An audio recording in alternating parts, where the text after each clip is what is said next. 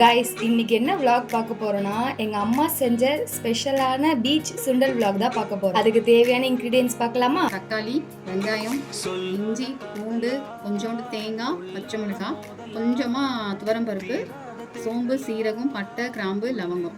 இது வந்து கொஞ்சம் திக்னஸாக இருக்கும், நல்லா ஃப்ளேவராக இருக்கும். அதுக்காக இதெல்லாம் சேர்த்து அரைச்சி எடுத்துக்கணும்.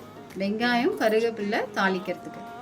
வாங்கப்பா எல்லாரும் எப்படி செய்யலான்னு பார்க்கலாம். ஊற வச்ச பட்டாணியை 2 விசில் இல்லைன்னா 3 விசில் கூட போட்டு எடுத்துக்கலாம்.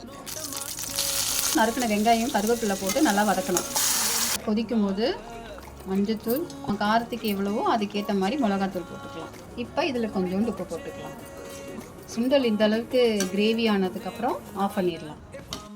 நறுக்கின வெங்காயம், பூம்பொடி, இப்போ சமோசா கூட சேர்த்து சூடாக சாப்பிடலாம். இதோட நெக்ஸ்ட் vlogல பார்க்கலாம். மறக்காம நம்ம சேனலை சப்ஸ்கிரைப் பண்ணிக்கோங்க.